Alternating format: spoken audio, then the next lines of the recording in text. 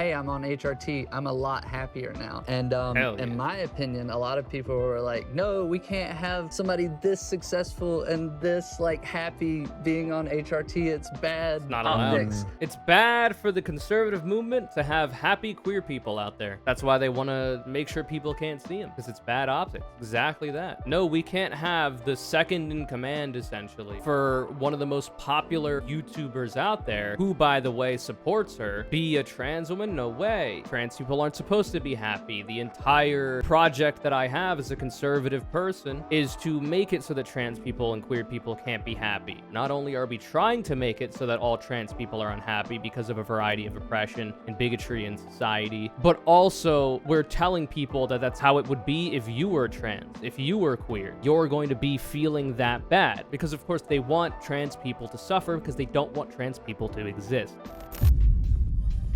Anyway, Kris Tyson, who is a transgender, if you all didn't know, now you know, got into a bunch of controversy, which we kind of covered before. We did a video about lowtiergod's comments when it came to it, and they were uncharacteristically supportive. I guess not supportive, but he just said, you know, somebody wanting to change their gender should just be like, you woke up, smelled the air, should be normal. lowtiergod was talking about Kris Tyson specifically, because Kris came out as trans or something some time ago. Well, actually, she didn't come out as trans back then. She just came out as being on HRT, which you can be a cis man and be on feminizing HRT. HRT femboys exist. You could be a non-binary person and medically transition and not be a trans woman or a trans man or whatever, like me, for instance. But now I believe Kris has come out as a trans woman, and she uses she/her pronouns. Luckily, Mr. Beast is a good friend and defended her, which is nice. And now, 13 days ago, Antoine Padillinator sat down with Kris and they had a conversation. So I wanted to watch it because we watch a lot of Anthony Padilla content on here. There's usually a lot for me to talk about when it comes to these videos because the ones that we watch are usually on topics that I enjoy. Now, of course, Anthony Padilla, the 7 million sub channel, needs my shout out. So you should, of course, go subscribe to him. I don't know a whole lot about Kris. We're going to learn a lot about Kris, probably from this video. So we'll see what she's about. I'm also not like in the Mr. Beast sphere. The closest to the Mr. Beast sphere I'm in is like the Hassan and like OTK's sphere of influence that is kind of like in the periphery, you know? It's about as close as I am. Not really my primary demographic. I was so scared of saying I'm a woman and then instantly hearing, no, you're not. Because in my head, I fought with that every day. Real. So like, not only are you getting people on the outside who are stupid as fuck, don't understand basic biology, much less advanced biology, much less basic and advanced sociological concepts, and are literally just talking out of their ass because, like I say, they got nothing going on. They don't have the education to diagnose the actual real problems in their life. So they just get distracted by culture war bullshit that they didn't care about 5 years ago. Anyway, not only are you going to get that from people on the outside, but on the inside, when you're going through figuring out who you are as a person, your identity and whatnot, you're also kind of going to hear that from yourself, more than likely. This is not a universal experience, of course, but for a lot of trans people, there's a lot of self-denial, right? There's a lot of, is this who I am? Is this who I want to be? Well, of course not. That's silly, because my entire life I've been taught that you can't be that because you were born with these gametes and chromosomes and genitalia, so that means you gotta be a fucking woman or man, right? Like, and obviously, it's not the case. Of course, you'll be male or female depending on your gametes, genitalia, chromosomes, or whatever, but there is a distinction between biological sex and your gender identity. Gender identity being a sociological concept, and sex being a biological one, you know? So, like, you're gonna be hearing that shit from yourself, too. And it's a lot of unlearning, a lot of bullshit and propaganda you've been taught, and a lot of also trying to learn about yourself, and also going through a second puberty if you get on to medically transitioning on hormones, and also having to learn a bunch of shit that if you were assigned female at birth, for instance, and you grew up as a girl, you would have had all these experiences which would have formed your broader understanding of the world and how to engage with it and your worldview and all this kind of shit. And because you didn't have that experience growing up, you don't have that, so you can't really draw from it, and you're essentially having to make up for a lot of time. It's a whole bunch of stuff. And, you know, I'm front-loading all of this because I talk a lot. It is what it is. Let's go. Hello, Kris. Hello, Anthony. You have been a part of Mr. Beast's videos since the inception, pretty much? Basically, I was there when he created the channel. I was his first subscriber. Were you also his bestie? Bestie, yeah. We grew up, we sat at the same lunch table. We were kind of the only kids who talked about like YouTube and video games. So a bunch of nerds. Yeah, you know, the nerds.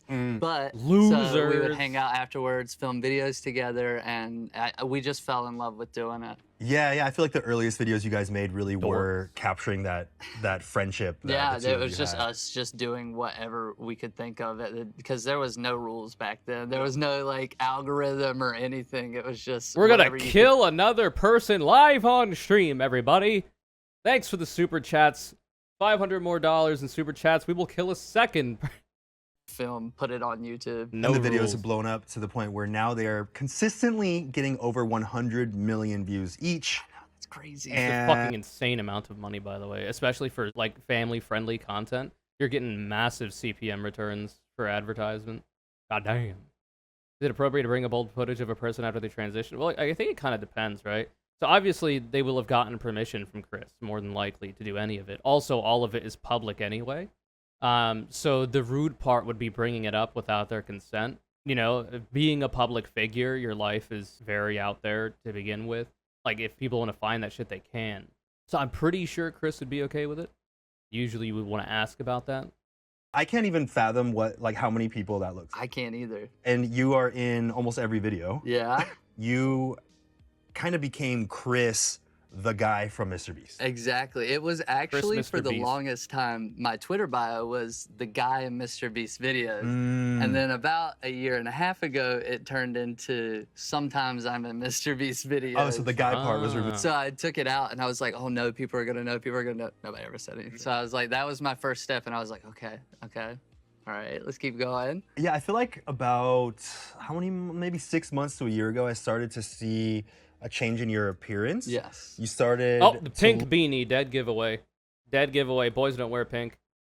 See that? So a year ago, I started to see that? A change. It's over. It's all over. Pink beanie. It's done. Might as well be a pussy hat. Are you a feminist now, Kris? They were saying to her back then.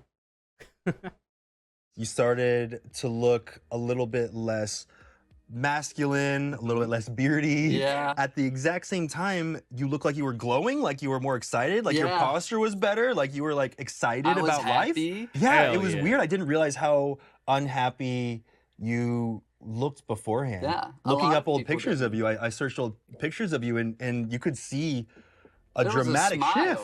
But it wasn't a real smile. It was. I feel like that's the case. So like obviously we can like psychoanalyze and we'll see, you know, what Kris says about her own experience. But I think that's just how people who identify as men, right, are taught or expected to take selfies or pictures or to appear in pictures. You know, you got to look indifferent, right? You got to look like you don't care that you're getting your picture taken. You got to look hard. The angle has to be from below so you look powerful and all this kind of stuff. And you can't smile because that's feminine. What are you smiling for? Your mouth is kind of open when you're smiling. What are you getting ready for a penis? Like, what's going on with that? So, like, I think that's also part of it. And I had this problem for a while, too. It's actually really interesting when you go through either being gender nonconforming or transitioning, and also the gender nonconformity that comes with that. There's like a marked change, at least that I experienced, for how you pose in the mirror when you look at yourself or take selfies, the facial poses you use when you take selfies as well. And a lot of that is learned. A lot of that, you're seeing that from other people online, usually baddies that you respect the aesthetics of. You're essentially trying to emulate what they're doing because they look good doing it. Maybe you would look good doing it. And for instance, if you're an AMAB person but want to be seen as more feminine, you're like playing around with showing off the curves of your body a little bit more, all this kind of stuff, you know? And it's really interesting. It's like a cutoff point where it's like this whole time I've been taking selfies and I look like I hate myself and want to die. And now I'm taking selfies where I hate myself and want to die, but I'm hotter. And that's the difference. Hopefully you don't hate yourself. I don't hate myself. I feel like transphobes get extra upset when someone they used to like comes out as trans. We're seeing that with Kris. Yeah, because the person doesn't really change too much, except for their aesthetics. I've talked about this before. It's similar to how parents will engage with their trans kids, right? Where, I don't know if there's like a better word for it, but there's kind of a mourning process that parents have to go through. So this is going to be, even with really good, affirming, supportive parents, the thing is, when you have a child, and I've never had a child, but when you have a child, you end up thinking about that kid's future before they're even born, right? After you understand that, there's a pregnancy and you had a part to play in that, you have the whole life of this child that you'd like to see mapped out because you want what's best for your child. And a lot of that is just going to be tailored to the sex that the child has been identified as by the doctor, or the fucking ultrasound or whatever, right? And all of those gendered concepts, because our society is very gendered, will be attached to it. So if it's a male, it's like, oh, he's going to be like in sports or an astronaut or a lawyer or working in the manual labor trade that I work in, a carpenter because I'm a carpenter, whatever. And they'll have this entire thing mapped out in their head. And even like the most well-meaning, affirming parent will, as soon as they find out that their kid is trans, it's like a weird thing of like, well, I thought my child was going to be this. And it turns out they're telling me they're not. A good parent obviously understands and works with their kid to go through all that and help them, be the person they want to be. But even a good parent will still have to go through a kind of mourning process, I guess, of the ideas and the worldview that they had built around their child and what their child might have been in their lives.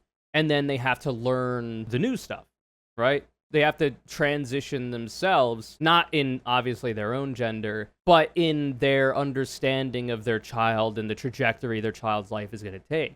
And good parents will do their best to make sure that their child is doing their best, right?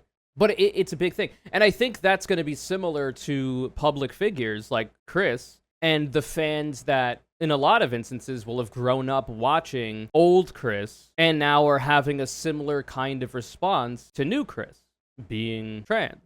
And obviously, a lot of these people are just hateful. They're hating just to hate because they've been distracted, like shiny keys dangling in front of them, about the trans issue when it doesn't affect their lives in any capacity whatsoever. And isn't actually a problem. There's one of two major parties in this country. The Republican Party is currently working full steam ahead to make people care about trans people, even though it doesn't affect them at all. So obviously they're going to go along with that. But for a lot of other people, it could genuinely be, oh, I don't know a lot about trans issues. I don't know what it really means to be trans. And now this person who I like a lot is saying they're trans. Like, I don't know what that means. And it can be a similar thing. So I don't know. That's the charitable reading of a lot of people's potentially somewhat negative responses to Kris coming out. Obviously, it's a lot of hateful people out there, too. It's just context, case-by-case basis. When I came out to my parents, they basically acted like I murdered their child and bathed in his blood or some shit. Yeah. And that's the worst part. That's, potentially bad parenting, right? And this is not even just for when their kids, turn out to be trans. Like I say, for the dads out there that really want their kid to be like a professional football player when the kid grows up and the kid ends up wanting to be, a scientist. They don't want to be in sports. There's a similar kind of dynamic at play there. And that's just at the kid's interests and potential career path, right? Not even something so fundamental to the kid as their gender identity. And something that is so fundamental to our society as gender, right? So, like, obviously, the gender shit is going to hit even harder. Or if your kid comes out to be gay, it's all similar stuff. And obviously, a bunch of bigotries can intersect and all this kind of stuff, but, And it was a performance smile. I mean, because, like, was I sad every single day during those times? No, but, like, in the back of my head, it was something I constantly felt like I wasn't being true to myself. I wasn't being true to the people who are fans of me because I was hiding my true self from them. And the thing that was really keeping me for so long away from like who I truly am is how people would react. I was so scared of like, I'm from a small town in a conservative area. So when I was younger, I was like, this little bubble. Hey, relatable as well. How will they react? Completely relatable for me too. Middle of nowhere, conservative ass, dying towns. Not great to be not cisgender and not heterosexual. When I went to school, there was one gay kid and one trans kid when I was in high school. That's it. Kids these days, they have it made. Back in my day, we had to walk uphill both ways in the snow to get to school. But yeah, like that shit fucking blows. Because, like, you already feel isolated and alienated living in a situation like that because it's nothing to do anywhere. There's nothing around. You need a car to get anywhere, and if you're not old enough to drive, well, then you're not going anywhere without your parents. because like you can't walk anywhere because there's nowhere to walk to. The infrastructure isn't built for it. And then you're also feeling alienated from the small amounts of people around you because you don't think they'll accept you for your identity. And you're also feeling kind of alienated in your own mind because of, you trying to figure out if you're trans or not and how weird of an experience that is and how complicated that can get. It's a bunch of shit. Trans people, braver than the troops. I've said it once, I'll say it 1,000 times. That shit is difficult. It is not easy. The idea that people do this for advantages in sports or for internet clout is self-report on the people who are making those claims, because you're a fucking idiot if you think somebody would put themselves through all this, hurt for that, right? Oh yeah, I'm just gonna become the witch that is currently being burned by one of the most powerful political parties in the country and subject myself to all manner of legislation against that identity and all the oppression that comes with it for clout. Like, you've lost the plot and your entire life is built around like a chasing of clout and all this kind of shit. If that's your take, you're projecting, because that's insane. And I got a little older. I was like, maybe one day, and then I got famous, and my bubble went from this small little town to hundreds of millions of people. You've had and that's not even to mention the fact that Kris is a fucking public figure during all this. Like we were talking about before, there is an understanding of who Kris is the entire time that she hasn't been out as trans, and she's going through that whole process, and everybody sees her as a guy, right? And now you come to this realization, Kris does, and it's like, okay, well, how am I going to break the news to all the people who follow me and have a parasocial bond with me, against my will, because that just happens to any public figure, and how are they going to react, and is it going to affect my livelihood? Maybe I should just stay in the closet and not have to suffer the negative ramifications, but I won't be happy if I do that. And obviously that's what the bigots want, right? They want you to stay in the closet, and they want to create conditions in society and push propaganda that make people bigoted against any of the out-group, black and brown people, women, trans people, yada, yada, yada. So that kind of calculation is happening in that person's head. And if it turns out it might be easier for them to just, hate themselves, but stay closeted, that's a win for the bigots, even though it's a massive loss for that person and the people in that person's life, who that person being happier and more fulfilled would probably, lift up around them. Some bullshit. So yeah, coming out in front of millions of people, absurd. I didn't have that problem, because I'm a humegalol to this day. A lot of people speculating on your gender. However, when the truth finally comes out that I'm actually transmasculine, and I was assigned female at birth, and I've been taking testosterone, and that's why I'm so feminine even before HRT, then maybe that'll be something I have to work through, and it might be difficult. But luckily, I'll never mention that in public for a while, so fine. Yes. Just you growing out your hair. Yeah. Today you showed up fully presenting as a woman. I did, because I am a woman. What? No way. Let's go. You've never said that before, right? I've never said that publicly, no. But I've been fully confident in that decision for over a year now. Mm-hmm. You know what's cool about that? I don't really give a shit. I don't. Like, it's nice in the current context that, there's a bunch of people that are excited about Kris coming out. Obviously, Kris is happy and excited about it. All this kind of stuff. Kris's friends are defending her online and stuff. But the only reason we're like omega hyper pugger about it is because society is really fucking negative and hateful to trans people, right? This should just be some normal shit. Like, oh, yeah, it turns out I want to be seen in society as a woman because I am one, as it would turn out. And I know that's different from what I was assigned at birth and how I was being before, but it is what it is. And then everybody else is like, oh, yeah, sure, hell yeah, let's go. And that's it. But, of course, conservatives are making it so that people coming out is this big, monumentous occasion, where if they really wanted to stop seeing queer people so much, and if they have such a problem with pride parades and whatnot so much, and pride merch, they would just be normal about it, not get their fucking titties in a twist over it, not get triggered over the fact that queer people exist, and it would just be normal, and then you wouldn't really have to see people being out and flaunting it and doing these big parades, because the only reason those parades exist to begin with is because of the oppression, because of the bigotry, right? Like, it doesn't hurt you. It's never hurt you.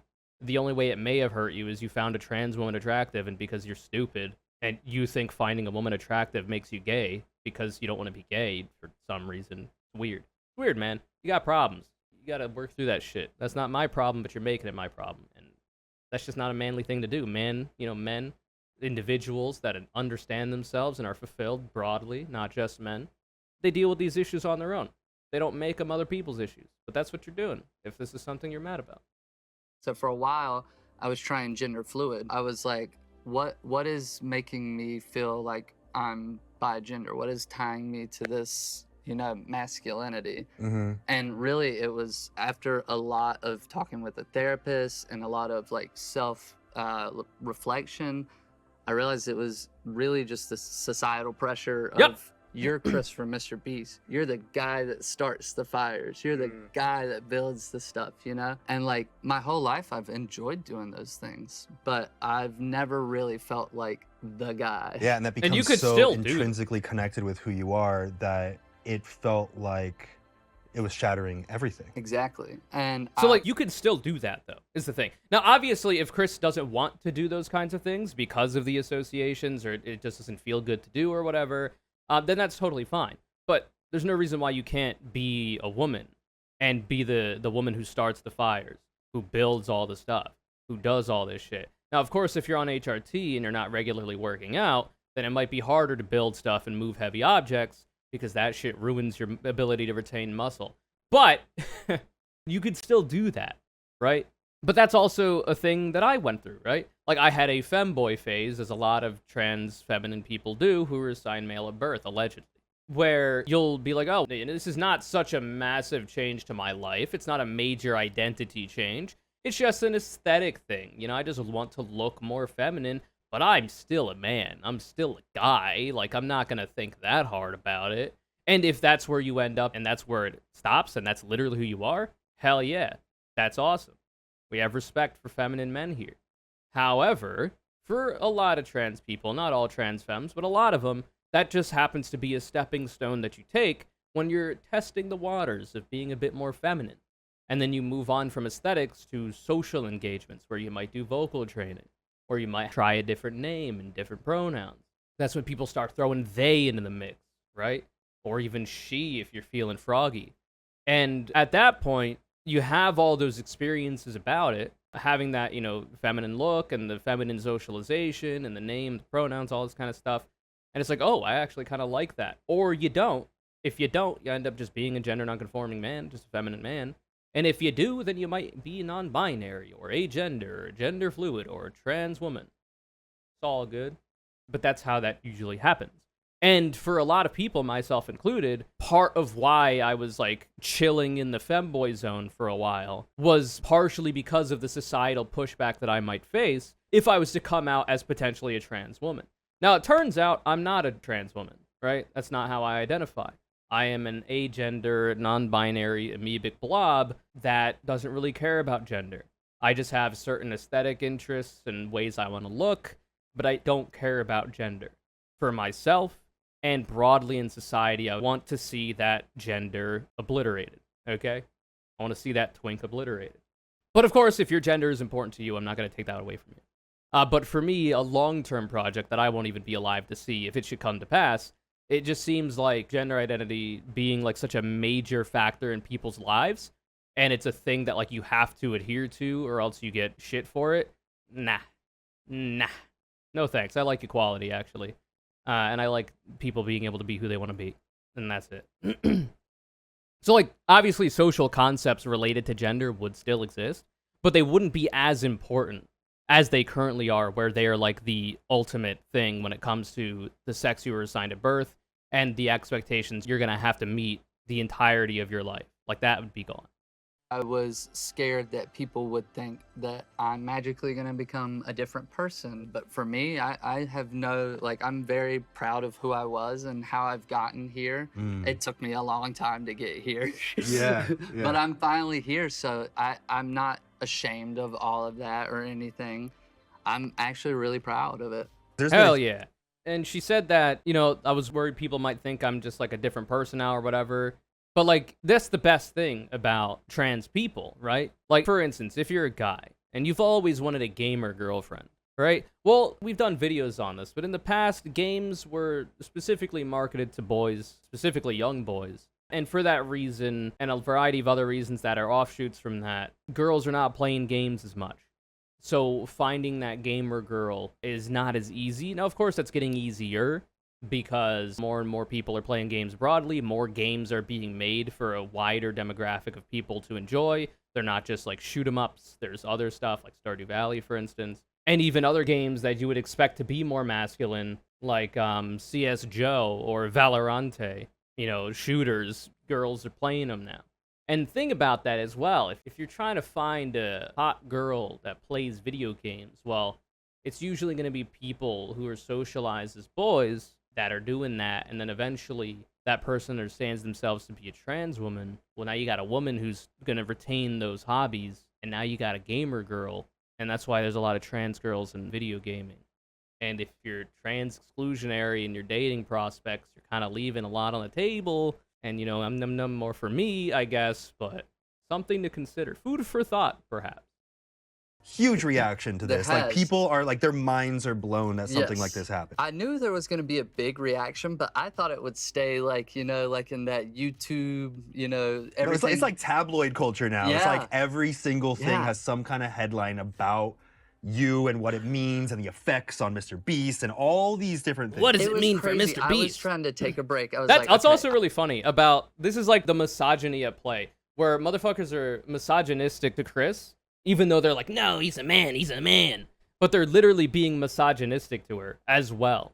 Because the entire conversation, when that information first came out that Kris was on HRT, was like, oh, how's it going to affect Mr. Beast? How's it going to affect Mr. Beast? How's it going to affect Mr. Beast? And it's kind of like, obviously this is not the case, but it's kind of like Kris and Mr. Beast were a couple. So, like, the career that is had here from the man, in this instance, Mr. Beast, who, as far as I know, identifies as a man, is the thing that people are focusing most on. It's almost like, oh, this man's wife wants to divorce, so what's that going to mean for the man's career? Like, who gives a fuck about what the wife is doing? Or why that divorce is even what's that gonna do for the man? Or like, oh, the woman is getting into a career and doesn't want to be a homebody and a baby incubator. What's that gonna mean for the husband? You know, this is a common trope that happens in society because motherfuckers don't care about women, because society kind of molds you to be misogynistic, and we're trying to fix that. And it's just really interesting. Obviously, that's maybe not the primary motivation of a lot of these people. A lot of these people that are having these kinds of problems and talking about shit like this probably don't even understand that that's kind of what they're doing. But that's a very similar phenomenon. And I would not be shocked if the misogynistic elements of that are kind of at play. Because whether transphobes want to admit it or not, they see trans women as trans women. They do. Because the way that they interact with them is a mixture of misogyny as well as transphobia. So the way in which they're bigoted and interact with them are usually very misogynistic. But they claim that they don't see them as women. Why are you being misogynistic to a man, then?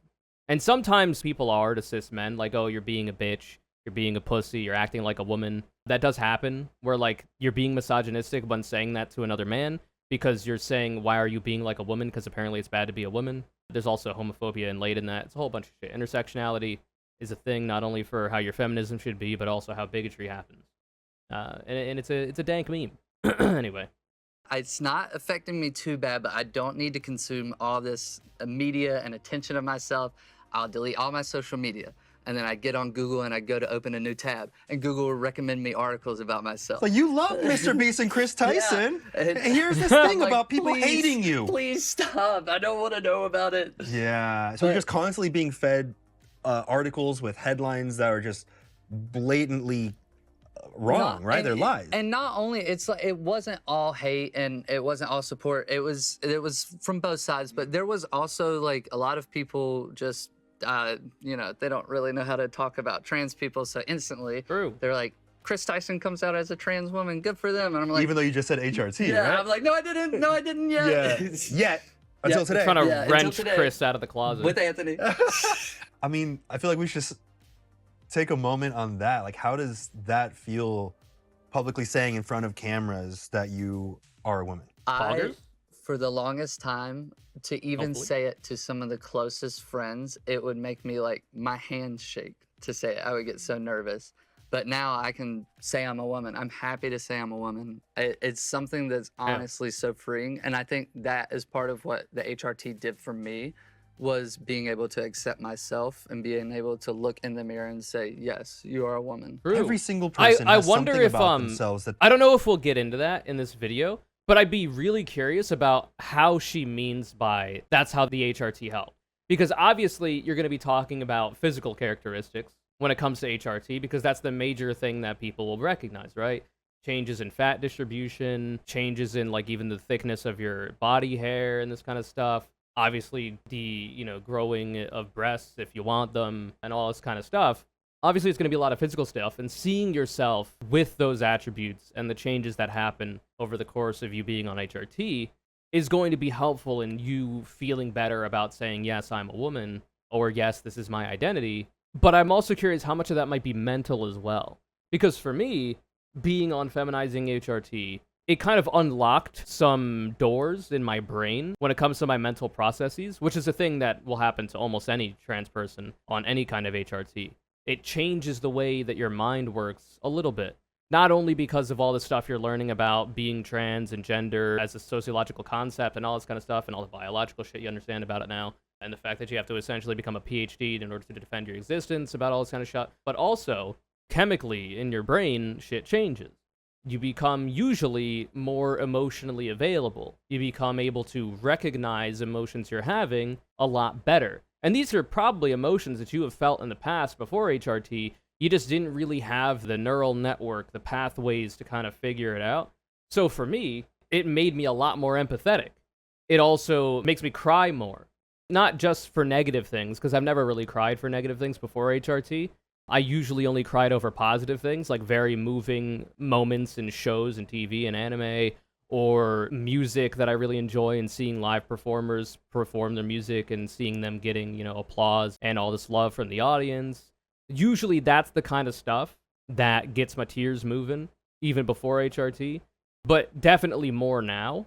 And also for some negative things too, which I never really used to cry over negative things. But now I do, a little bit more. And I don't hate it. I'm fine with it. I mean, it's a human thing. I don't know how many other creatures out there and how many other animals out there cry when they feel bad. Obviously, there's a bunch of animals that, like, if something gets in their eye, they produce tears to keep it clean. But, like, I think it's a very almost uniquely human experience to cry. And then that just feels cool to me. I feel like I'm having this experience, even though it sucks for the reasons why it might be. Anyway.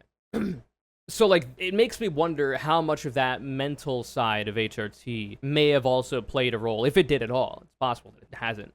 But if it does at all, about how Kris is saying, oh, yeah, HRT really helped me say, like, yeah, I'm a woman, right? I'm just curious about that. Maybe we'll get into it. Here you are in front of hundreds of millions of people who have been criticizing you for every single reason in the book, and you're focusing on the way that you feel when you are most true to yourself. Yeah, I mean, if your way to confidence is to wear a dress, wear a dress. If your way to confidence is to get so swole, you look like a bodybuilder, do that. Is that what you're talking about, Jimmy? Yeah, Jimmy is getting really swole, isn't he? Yeah, he is pumping, man. You see his Twitter feed? He is jacked. He is jacked. He's getting there, man. Came out of nowhere until I get my hands on him. Oh, and I Kris effect him. Watch out, the Kris effect. Isn't that wild that people say there's the Kris effect, the Carl effect? Like, one person can change or like infect the other brains. Oh, infect. That's interesting. Actually, that's kind of one of the major thrusts of one of the most powerful political parties in the country, in the United States. Actually, the idea that there's a social contagion going on.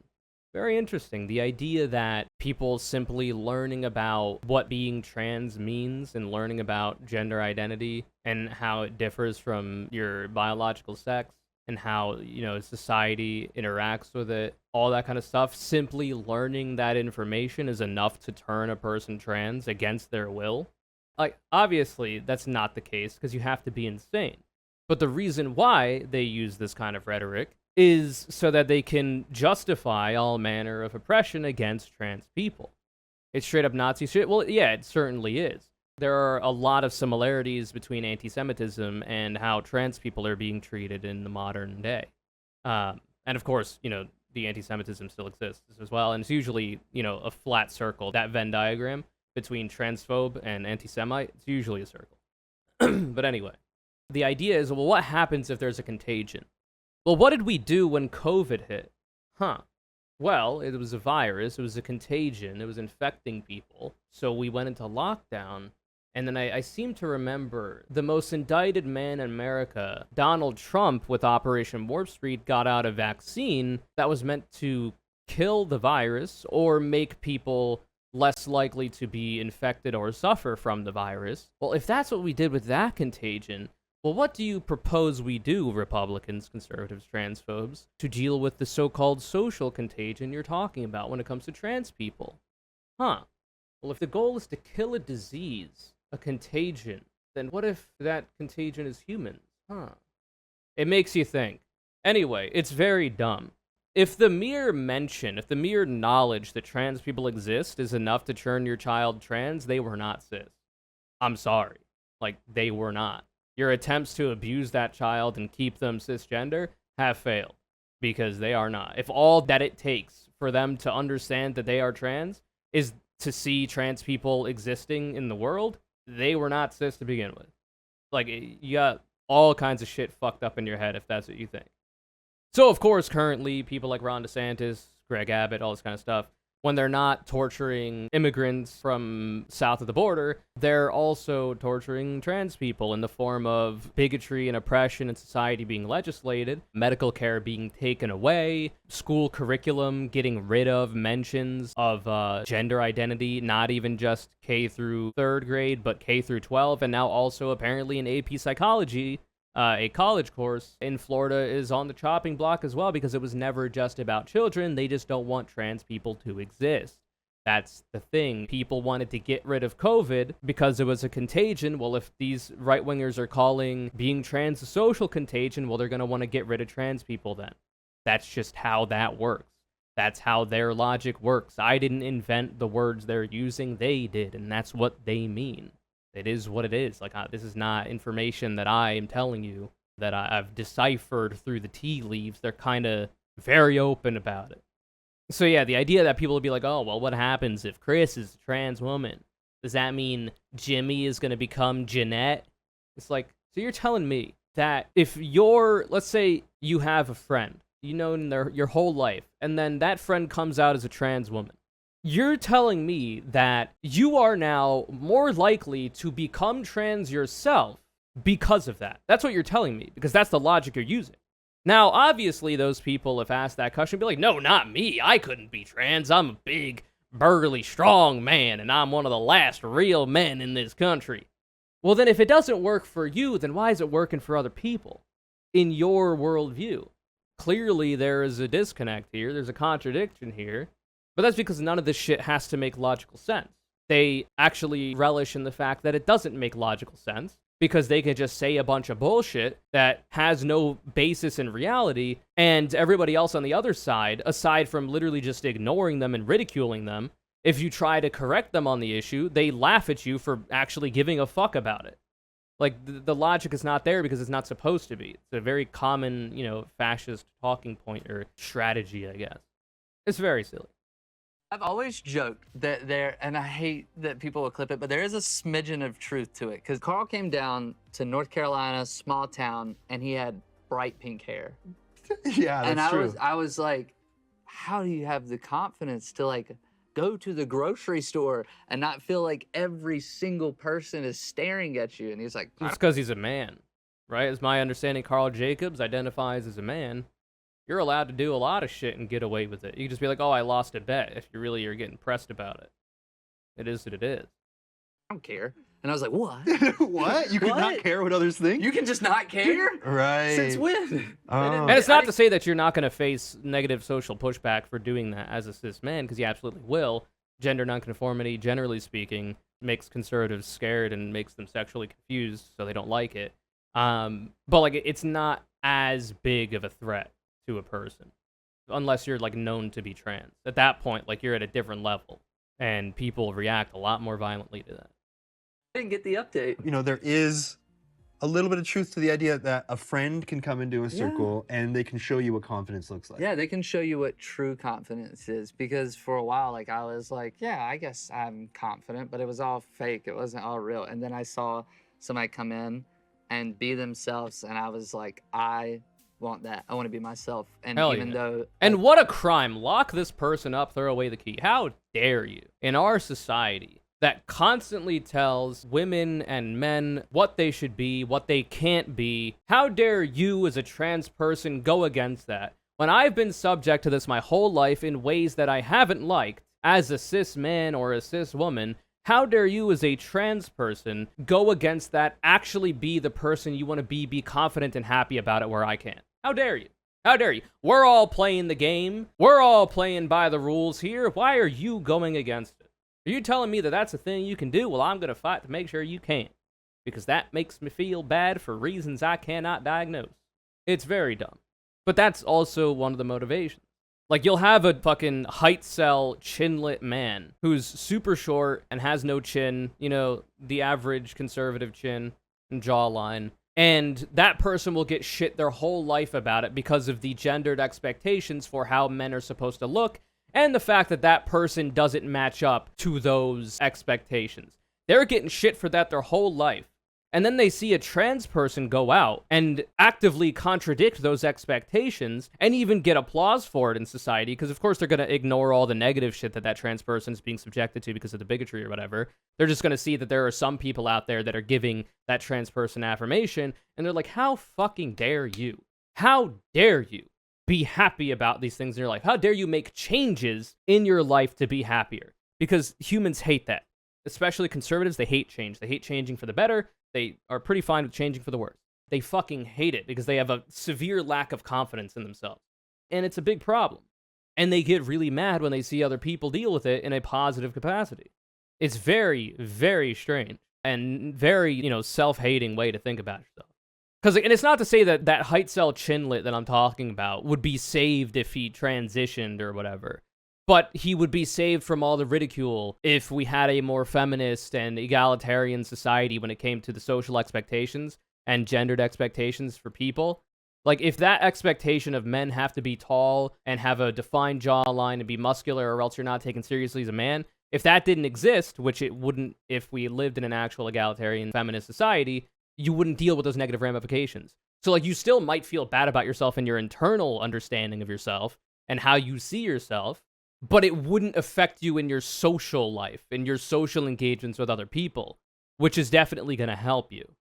I've really never felt connected to my body until I started taking HRT, and like, I was amazed. Like, after 2-3 weeks, I just started having a mental clarity that it felt like a fog that had been around me just went away, and I could see things clearly. I could feel confident in who I was. I knew who I was finally, surely, truly, without a shadow of a doubt. And just wait until you've been on it for a year, 2 years, 3 years. Always constant upward trend. Every trans person, constant upward trend, because that shit takes time, but the graph is going up. Very exciting. Really saved my life, because for the longest time, you know, like in 2017, 2018, I started gaining weight. I got really depressed because I pretty much thought that there was no way I was going to be able to transition ever, and I was just going to have to keep marching forward in a life I didn't want to live. And I was just going to have to keep doing that until I couldn't do it anymore. What was the internal battle like? The thing I really felt hatred towards was myself for not understanding myself. Also, internalized transphobia just made me feel, you know, there's not a lot of trans people in general, but there's also not a lot of trans people in my area. So the only exposure I had to trans people and trans issues were from, you know, the other end of the spectrum. And so I started to hate myself. I was like, Classic. oh, I'm pretending, I'm lying. And it took me so many years of... And there'll be motherfuckers out there that try to reinforce that in you too, because the only reason you feel that is because of other motherfuckers who try to reinforce that in you. But once they understand that you're trans, they try to do it even more, because they got nothing better to do, and they don't actually know what their problems are in their life. It's some shit. Ran away. I pretended it didn't exist. Multiple times I threw away every single pair of clothes I ever owned. I went to conversion therapy. Oh shit. God. Yeah. Like you really did not want to be what you felt at your core was your true self. I thought it was a curse for all of my life. And it wasn't until I started taking HRT that I was like, this is not a curse. It's a blessing. Like, I can finally be myself. Or did you have a moment when you Yeah, first so by the way, realized just for those of you who don't know, conversion therapy has literally been said by a variety of medical organizations to literally just be torture. It's being outlawed in a variety of places, as it should be, because it's literally just torture. They try to beat the gay out of you, essentially, right? It's not good. It doesn't work because it can't work. It doesn't make any sense. the way that you identify with your gender was different than what was expected of you? I was 6 years old. So I should say, usually people are subjected to that, usually by their parents or authority figures. They're forced into it against their will. So to go on your own, goddamn, the fucking internal war you must be battling is gotta be pretty severe. Just went to camp. My parents were in the living room. I told my parents that I was going to build a popsicle stick airplane in my room. And then I went to my sister's room and went in their closet and grabbed as much stuff as I can. And I locked my door and I turned on Arthur. And it was the episode where there was ballerinas and I just pretended to be a ballerina and danced around my room. Hell yeah. And from that moment on, I was like, I don't know what this is, but I know I need to hide it because I don't think the people, I don't remember. Even as a kid, you kind of understand it too. Isn't that crazy? That's how indoctrinated people are. That's how groomed people are into this bigotry bullshit. Can you imagine if kids out there were just able to be like, oh, I'm a girl, but I want to work on cars when I'm older, or some shit like that, and you don't get shit for it? Or you're, I'm a boy, but like, I'd like to get into gymnastics or be a ballerina, and you don't get shit for it? All of this negative shit that Kris is talking about, that she's suffered through, that any person like this, either trans or just gender nonconforming, suffer through, would not happen anymore, right? You might still suffer in your own internal when you're trying to figure out all this stuff about yourself, because there's a lot of internal strife that could create, especially if you have like differing views about the kind of person you want to be, which is going to be more of a thing, especially if you're not a binary trans person, because like it's hard to figure out what you want to be if like one of the two major paths are not what you're wanting to take. But like all the societal bullshit that comes with it, if that's gone, then shit gets so much easier for people. Life becomes so much easier and better and more fulfilling, and it makes it easier to process the stuff internally, which also then makes the processing of it internally less difficult as well. That's what conservatives want to take away from you. And it was hard for me to say that because I was so scared of saying I'm a woman and then instantly hearing, no, you're not. Because in my head, I fought with that every day. That's the conversation you were having with yourself. There was a voice in the back of my head that just hated me. Everything I did hated me. And it wasn't until like I started accepting myself and being kind to others and like just listening to what my body wanted. Like that's when that voice started going away. Started taking HRT. Haven't heard from that voice in a very long time. Where do you think that part of you has gone? I hope it's locked away. Do you think it's disappeared entirely? That person, that little piece of me. You must feel like you have so much more like access to your whole self without that part of you shutting you down constantly. I literally had people within the first like couple of months of like me coming out to like private like friends and like my therapist starting HRT, they were like, you've just been talking so much more and you just seem so much more present in the conversation. And I was noticing that myself too, because like I would get done with conversations and be like, why does my jaw hurt so bad? Oh, I was talking and smiling? I was talking and smiling. I haven't done that in a while. I mean, even now, I feel like people who have watched you for a long time will see. Wait, is that a thing people are saying, Dr. Rebutton? It's so fucking stupid. Yeah, it's a figure of speech. Everybody has, well, I think there are people who don't have an internal monologue, but I think most people do. Where like, if you're reading something, you hear your internal monologue read it when you're reading it, and it's usually in your own voice. And everybody also gets intrusive thoughts, I'm pretty sure. Especially like before they fall asleep, for instance. You'll sometimes like hear things like, you know, auditory hallucinations or whatever when you're falling asleep. It's like similar to like when you're falling asleep, you feel like you're falling and you jolt awake. It's similar to that. That's another story for another day. Sleeping is weird. But anyway, that's kind of how that works. That's what we're talking. Change in you wanting to express your thoughts, wanting to express your emotions. It doesn't matter now if I want to express them or not. They just freely come out of me because I don't suppress them anymore. And that is what's truly the best part of it, is that I can just like, what comes out of my mouth is me now. And it's nobody else influencing me. It's nobody telling me I have to be this person. It's me coming out. Do you remember the first time that you looked at yourself and you were like, that is me, I'm not ashamed of that anymore? I did. I was actually heading to the studio to go film. Yeah, not suppressing emotions, having good mental health. Yeah, well, that's the thing too, right? Like, women in society and girls are allowed to be emotional, right? That's the expectations. Like, oh, girls are so emotional. They're always talking about their emotions. They're more emotionally involved with themselves. They understand their emotions better. And men are socialized to literally never show emotion ever, right?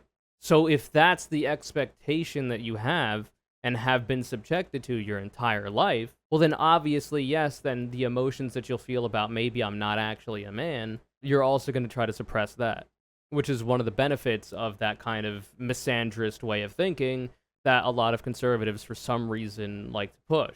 You know, you got to suppress every single emotion you have if you're a man to the point where it becomes self-destructive, because otherwise, what are you, gay? Blah, blah, blah, blah, blah. Driving my car and I had something in my eye and I pulled down my mirror and I just looked at myself, and for the first time it like hit me that I was like, I'm looking like myself, and I just started crying while driving. And I had to pull over. Yeah, you're like, this looks like how I feel, how I see myself in my dreams. Yeah, and I've had so many moments leading up to that. Like even when I went dress shopping today, I accidentally cried a little bit because I put on this dress and I was like, oh my God, I love this. I feel like, you know, whether anyone watching is trans or not, like it's such a relatable feeling to want to be a truer version of yourself. See, and I was about run to away say from that for a certain amount of time for any reason. I was about to pause and say that. How does it feel? You know, like you're constantly finding all these things that make you feel more and more true to yourself. I've always been myself. I'm now taking steps to make sure I'm the like best and happiest version. The most because there was a point in my life where, and a lot of people thought that was the best version of me because that's the only thing they had ever seen, Kris from Mr. Beast. But I was very unhappy and I was tired and I was miserable. And now I'm like, I wake up every day and I'm like, what are we doing today? I wake up at 7:30. I used to wake up at 11:30 every single day. Do you wake up with excitement? I wish this had that effect on me. It did actually for a little bit when I first started HRT. I was excited to get out of bed and like take the HRT. At the time I was doing sublingual tablets, so you do that every day, under the tongue. But that has since gone away. One, because I got used to it, and two, because I'm on injections now and I only do it once a week, so. Which is my preference. Just holy fuck doing that shit every day, twice a day, sometimes 3 times a day. God damn. But, you know, I got other shit. Like, obviously, HRT doesn't solve all your problems. I still got struggles with ADHD, depression. A lot of it's gotten better, but also a lot of it has changed. So, you know, it's just a constant process of self-improvement and self-actualization, being the best version of yourself you could possibly be. And that's literally the path that trans people take. And it's also the path that all people take, no matter their gender identity or what. And so, like, for instance, when Kris talked about taking the mirror down when she was driving and seeing herself and crying because, like, it's, wow, that's me, blah, blah, blah, blah, blah, that happens for everybody, right? There would be, like, dudes who finally achieve a certain aesthetic when it comes to their muscle building from going to the gym and whatnot. They look in the mirror and they're like, damn, I look good today. This is exactly what I wanted to, or this is close to exactly what I wanted to look like. I look fucking great right now. And I've done all this work to achieve it. That's another big part of it. It's not just, oh, I look great today, because, like, you haven't done anything at all, and you just look in the mirror and like, damn, I look good. Good for you. But for that example, and also for the example of trans people, it's like, holy shit, 1, I look good.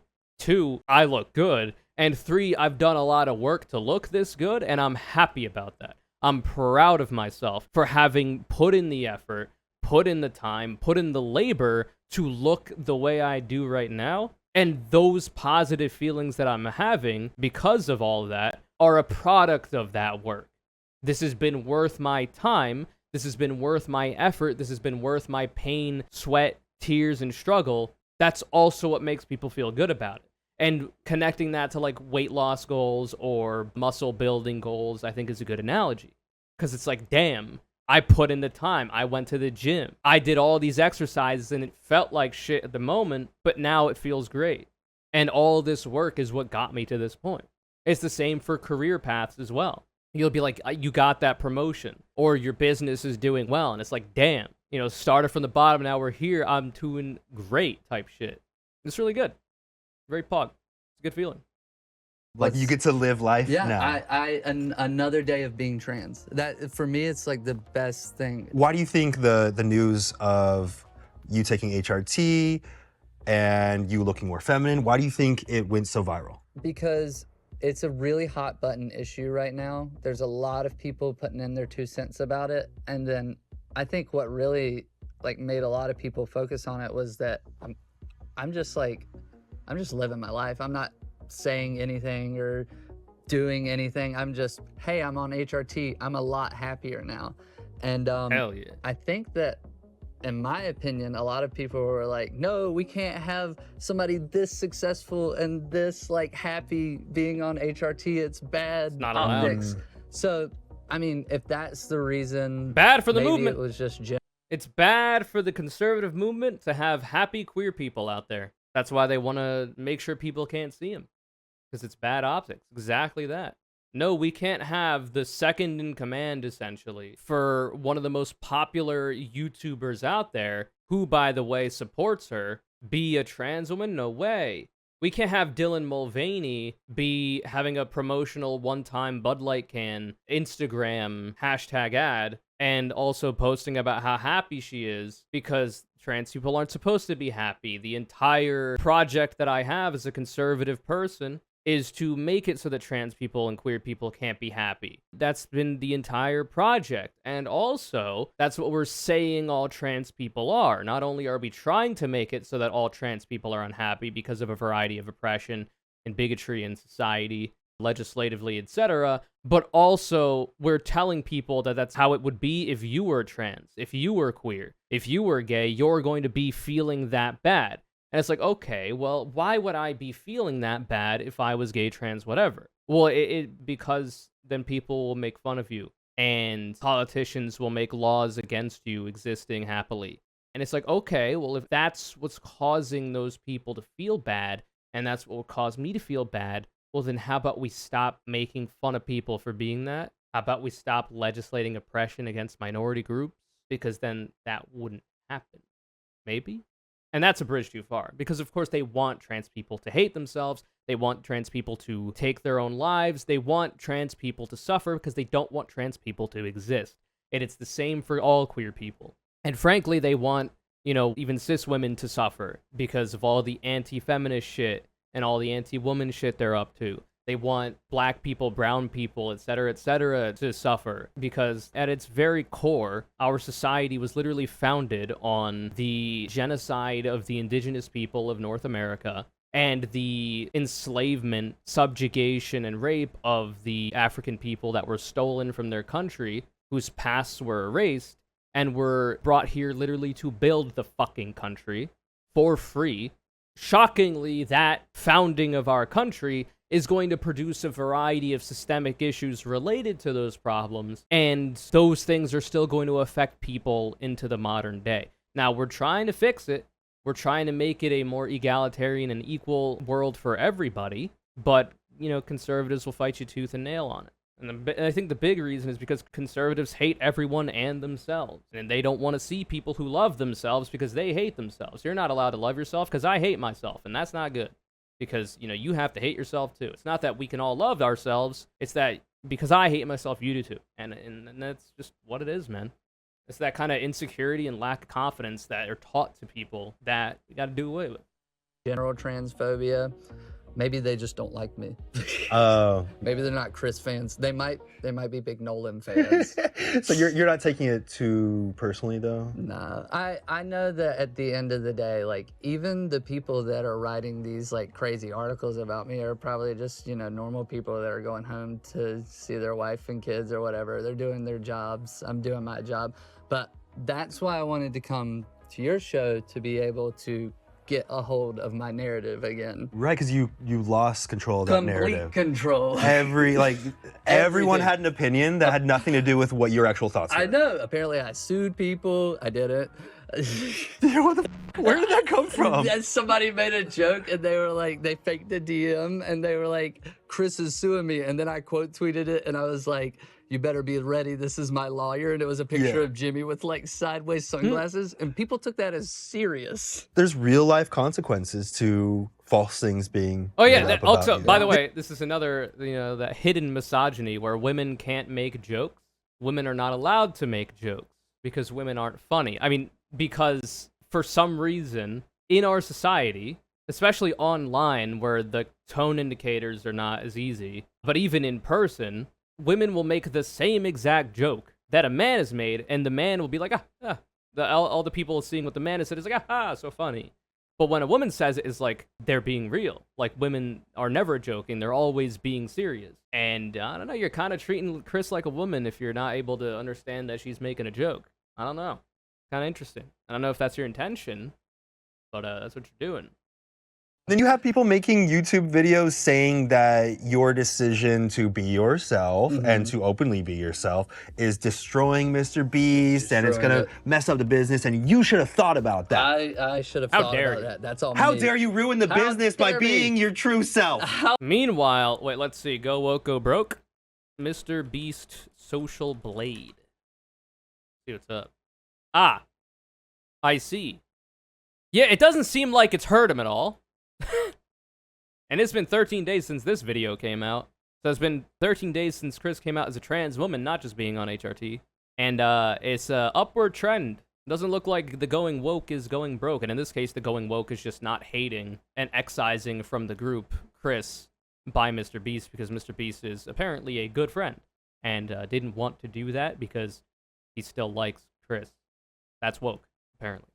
How dare you exist? It was kind of weird to see people be like, oh, now Jimmy's put in between a rock and a hard place where he obviously doesn't want to support Kris, but the left would be so mad if he didn't. And I'm like, all these speculation, all these crazy things. I told Jimmy like 7 years ago, hey, I walked out of my bedroom. It was late. I walked out and it was kind of one of those, oop.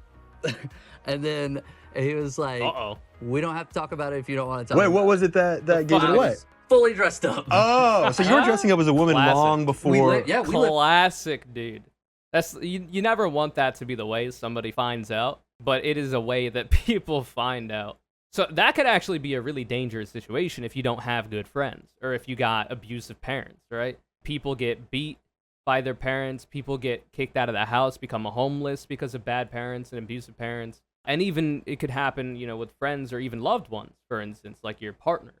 Like, for instance, you're a trans man and your boyfriend at the time, who understands you to be a woman, they end up finding out that you're actually a trans man, and a lot of bad shit can happen, or vice versa. Because it's not to say that women can't abuse people either. So it's very good and lucky that this is the experience being told. I've been dressing up as a woman since I was like 6 years old. Oh. I guess dressing up as a girl. Yeah, the ballerina. Yes, but you walked out, Jimmy sees you. Yes. Dressed up as a woman. Yes. And Jimmy's like, who's this hot lady? Yo, Kris, you got a baddie over and you didn't tell me? I could have went and got a hotel for the night if you had a baddie over. Turns out the baddie was just Kris herself. Crazy. And he goes, we can talk about this if you want. And I was like, no. And we didn't. Did you turn around and go into your room? I did. And we didn't talk about it. Jimmy is really good about, if you don't want him to bring something up, he'll never mention it ever again. But it was about 3 years ago. We were all hanging out and we were having a good time. You know, on the channel. I'm super curious what the outfit was. It makes me wonder. Like, was it the Amazon Prime femboy fit, maybe? Or was it like the binary trans woman starter kit? It makes me wonder. We'll probably never know. And it's not my business. I'm just curious.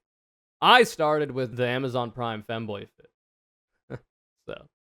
Having some apple juice, you know, just drinking some good apple juice. Some apple juice. And there was one moment I was sitting around all the guys, and I had just been really like thinking all that day about like my gender and everything, and combined with the apple juice, I just blurted out to them, I don't want to be a man anymore. Just out of nowhere? Out of nowhere in front of all of them, and then started like crying. And the support I got from them in that moment was like, that's when I knew I was like, okay, like I have my friends back, everybody else. Hell like, that's all I need. You had the support from your core group. We stand They're really like friend. my family. Do you remember just like what it felt like to have that out there? To feel like I'm lying to like my best friends. We know everything about each other. Like, and I'm like, this is a huge part of me and I want to tell them, but I'm even so scared to tell them. Like, and it's so fucked up, dude. Like, you'd be so excited to be like, I want to tell my parents, I want to tell everybody who will listen this thing I found out about myself, and that makes me so much happier, and this thing I've been grappling with my whole life.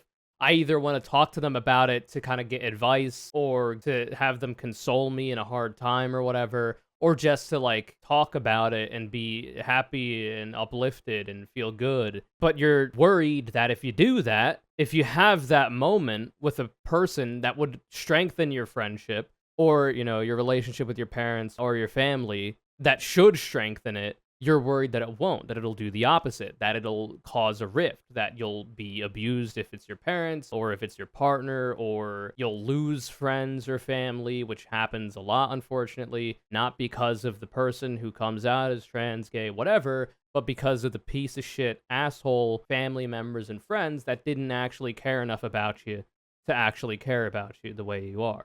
And it's fucked up, because like people will be so excited to tell other people, which is why people do it online, right? This is why people who are in the closet will have like sock puppet accounts online, or they go by a different name. They keep their shit locked up tight so that they can't be found out who they are, more anonymity, and they do it that way, and they find community that way, because that way you'll be faced with like negative pushback, obviously, from other dumbasses on the internet, but the groups that you'll find, the people that are supportive and going through a similar experience or understand it, will be better to you, you know, and that's why people do that.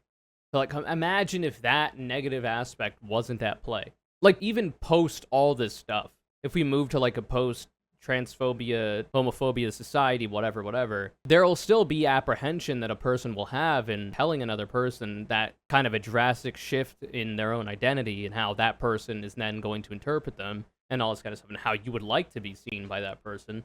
Obviously, there's going to be a bit of apprehension there, but it shouldn't be something that is, like, so monumental. It should be like you woke up and you smelled the air. It should be normal. Feel me? One day.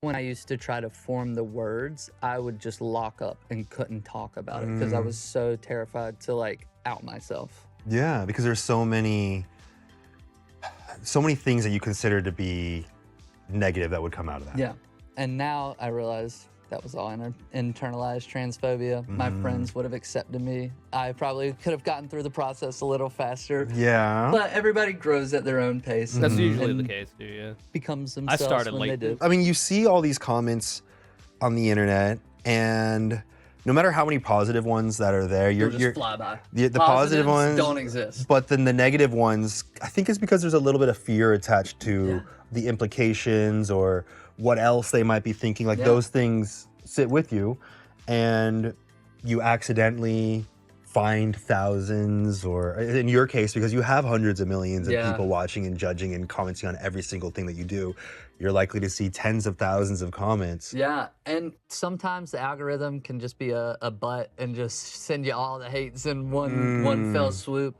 But also, it's like, you have to realize that when people are sending those messages, I mean, I was a crappy kid on the internet. I used to be a mean kid. People this is say so those true, things dude. because they're also struggling with things. My whole life, I was struggling with my identity, who I was. I hated myself.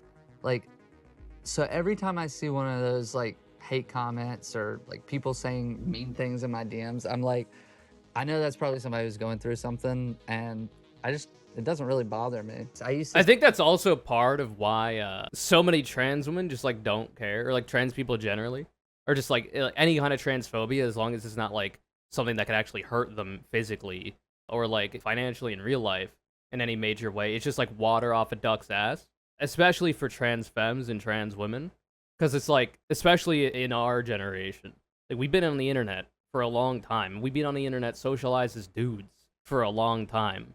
Not only have we been in real life socialized as dudes with other dudes for a long time, where all this kind of shit flinging is happening because it's expected, but also we've been online doing it too, or seeing it too. And it's like you get desensitized to it, and it's like you can't say anything to me that I haven't heard before. Like nothing that you can say can possibly hurt me because I've seen it all, right? And I think that that's part of why transphobes like get real mad about it. Because, like, obviously there are going to be more sensitive trans people out there where it actually really bothers them, and that's completely valid. Obviously, it would be easier if that wasn't the case, but, like, you can't just change that about yourself overnight. And you shouldn't have to get used to that kind of thing anyway. But it definitely makes it a lot easier for someone like me, because it is literally just water off a duck's ass, especially considering the fact that I'm not a binary trans person. Telling me I'm not a woman does not do shit to me. Telling me I'm not a real man doesn't do shit to me. You know, you could tell me I'm not non-binary or agender. It doesn't do anything to me because I don't give a fuck. I don't care about my gender. You likely care more about your gender than I do, right? I just have a variety of aesthetic things that I would like to see in myself and have those change. And of course, those have intersections with gender identity and society and how people perceive me. But when it comes to my own internal sense of self, I don't give a fuck. So, like, you can't do anything to me.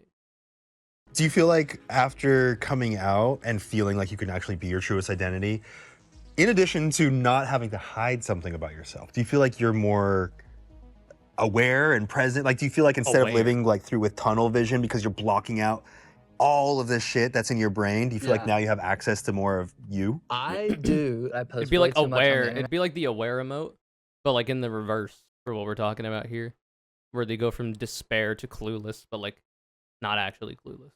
Because I'm just so excited to authentically be myself and be like, this is me. Hey, everybody. The person you knew for a long time, that was like a facade, a fake version of me. This is the real me. I'm still the same person. I just look a little different. I mean, yeah, you're caring more about things, it seems. Yeah. You're caring about your fashion, your now makeup, your hair, you know, you're caring about your health, it seems. Like you just seem healthier all around. Yeah. So you've changed the way you present, you've changed the name and the things that you prefer people to call you, you've changed your pronouns. Yeah. Have you changed your voice? Because I know that that's something that trans people also work toward. I am working So on... I don't actually know what the fuck Kris sounded like before essentially this video. This might be the first time I've ever heard her speak. There may have been another time before that, but this is certainly the first time I've heard her speak at length. And I don't know, it seems fine to me. Like, if this is how her voice has always been, then some of the trans people out there might have been able to tell. Because, like, her voice is a bit feminine.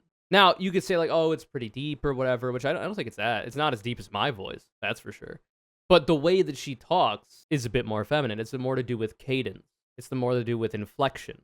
For me, I have a pretty masculine voice, and I like it, right? Not only is it deeper and smoother, but the way that I talk, the way that I carry my own voice when I say things is a lot more masculine because that's what I'm trying to do. That's the way I'm trying to talk. And it's been something that I've been getting better at throughout my whole life.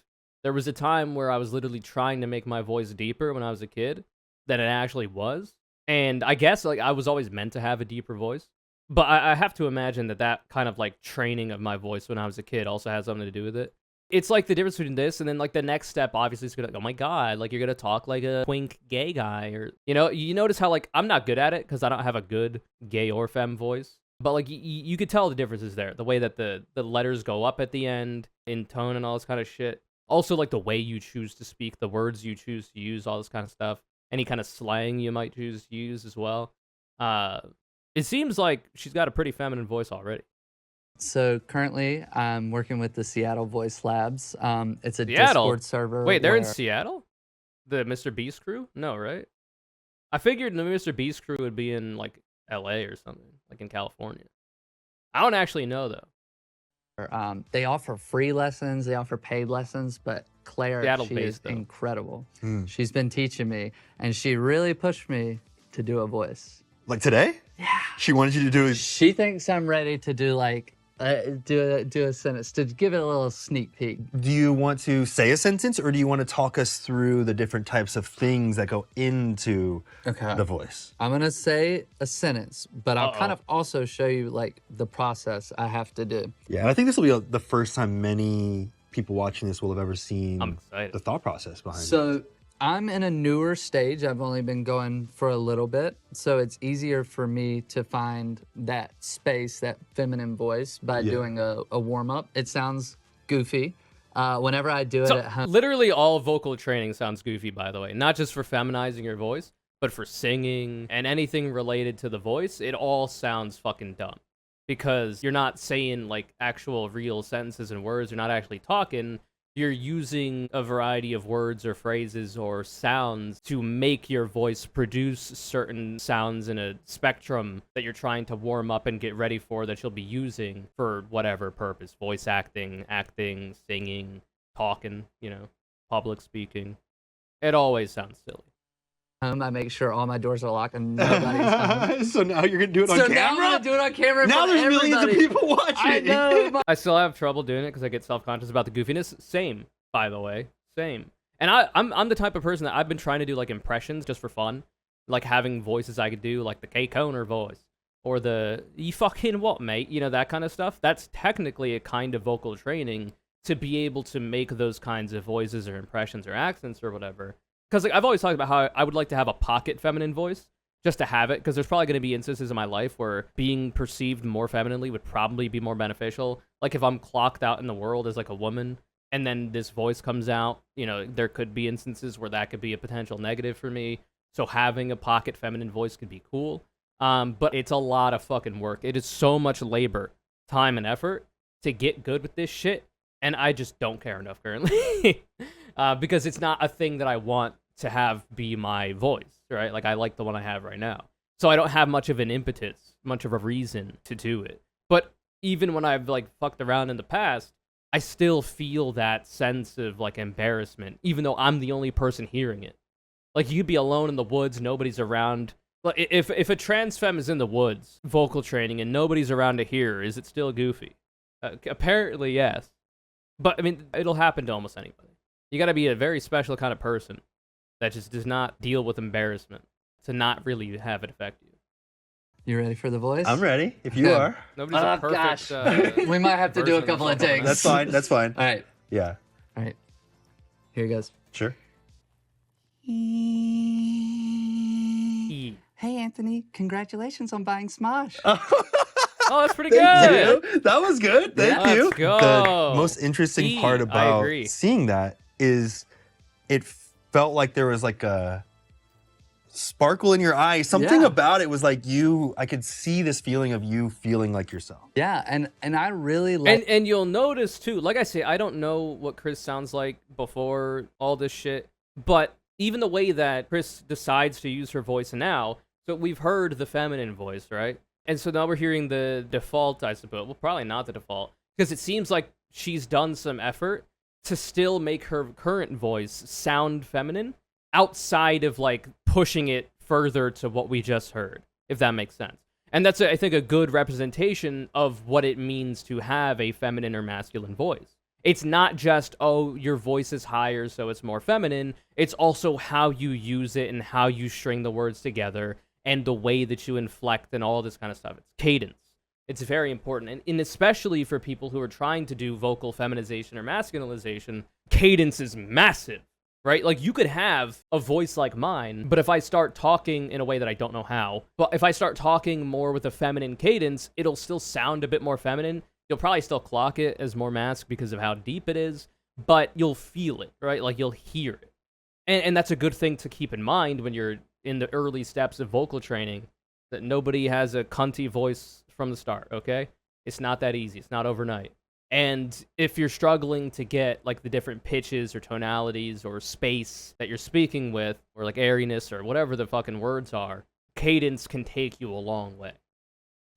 Like showing the process of like how I get to there, because like I think for a lot of people, they don't want people to, you know, hear that process, and that's completely understandable. It's a very vulnerable space. Yeah. It takes a lot of work to even like get to yourself to the point where you can do that sometimes without feeling like, oh my God, like, I don't want anybody to hear me. It'll never sound right. But I want people to hear that, because it's like, that shows you that it's like, people will say, oh, you're faking your voice. No, I just slid my voice into the right place. Basically, it's like as I get better with it, I won't have to basically push my voice into that place I want it to be. You're training to get to the point where it feels natural. It's a muscle, and like every muscle, the more you work it, the more you train it, it's gonna break down, build back up, get stronger, and it's gonna become muscle memory to do those things. Right. And like I say, everything we're talking about here, it is not unique to the trans experience outside of the elements that are literally specifically trans. Everybody vocal trains, right? Cis people, trans people, gay people. It just depends on what you're vocal training for. So obviously for trans people, you're vocal training to be perceived in society as whatever gender you're trying to emulate with your voice. However, public speakers, you think Barack Obama talked like let me be clear, pussy too. Do you think he talked like that from the jump when he was a kid and on and on? There's probably a lot of similarities, but you know that motherfucker went through a variety of vocal training courses to be able to speak like a politician, because that's what politicians do. There's a certain way that people have like studied that politicians speak that makes them more personable, relatable, because obviously all politicians by and large are just like machines that are not actually human, aside from some good ones. But like, you have to do all that training to get to the point where you're perceived as an actual human being and not a machine. And that's what that is. Or voice actors, right? Like, you all have enjoyed media where voice actors were at play. That's also vocal training, right? There are going to be people who voice act and the character they're voicing has a similar voice to their own. There are sometimes people who literally just put their own voice in it, which are usually like the celebrity voice actors that aren't actual voice actors. But you'll also have people that go from like their normal voice is like default East Coast dude, I guess. And then the voice they're doing is like the completely separated from it. And you still see and perceive the character as how they are, the gender that they are. Like, for instance, there are so many characters. I think Timmy Turner is one, Bart Simpson is one. There are a lot of boy characters out there that are voiced by women. And obviously those voices are not the voices that those women are using in their day-to-day lives. There's an amount of training that those voice actors have to do in order to get to that point. Because we're all, you know, Shakespeare or whatever said it best. The world's a stage and we're all merely actors or whatever. We're all acting at all times, always, even if we don't understand it. The voice that you use, the gendered presentation that you have, it is all the same shit. And it's the same for like even regular live action actors. Like, there's a lot of actors out there that don't talk the way they talk in their roles. There are a lot of people that take on accents. There's a lot of vocal training you have to do to be able to do that convincingly. What are you looking forward to most now that you have fully come out as your truest identity? You feel confident in yourself. What's next, and what are you looking forward to? I'm finally able to be myself, and that spills out into other areas in my life. So it's not that I'm just authentically trans now. I'm authentically Kris in every single way.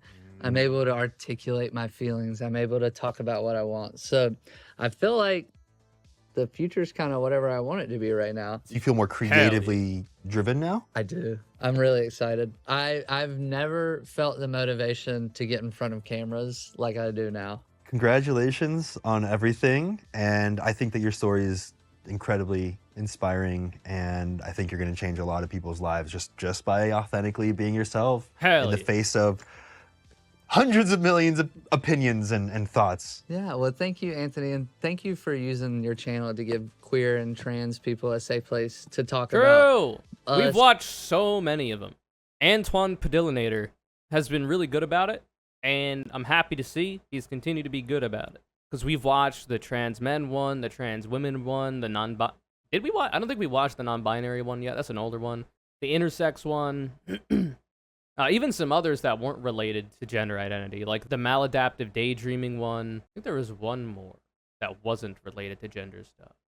It's very good. Highly recommend. Of course, small channel. Anthony Padilla with 7.5 million subscribers. Y'all are good. In my audience, you're going to have to give him a little bit of help. You know, we want to lift up some small-time creators out there, so you should go subscribe to him and all that watches videos.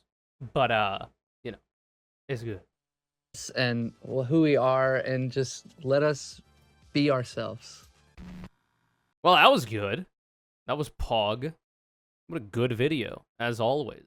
Shockingly, Anthony Padilla has put out a good fucking video. No way. Well, I hope you had fun. I hope you enjoyed this. For those of you on YouTube who don't know, you know, if you watched the one video where I was a frog, I've been having a post-viral cough. I got sick some time ago. Now I just have a cough that lingers. Obviously, if my job is talking and I'm having a cough and the talking makes the cough worse rather, it's harder for me to stream. And also, I had a bunch of shit happen where, like, I had a gastrointestinal problem for a while and made it hard for me to sleep, and I didn't want to stream like that. I hope you've enjoyed this. I'm going to try to get back into the swing of things. I'm essentially back to normal when it comes to my general bodily health, but the post-viral cough is still here, so we'll see what's up. But this one was pretty good. I was coughing a little bit, but it's not, like, a big problem right now, anyway. So I hope you enjoyed. I hope you have a good time. And if you're trans, Pogger.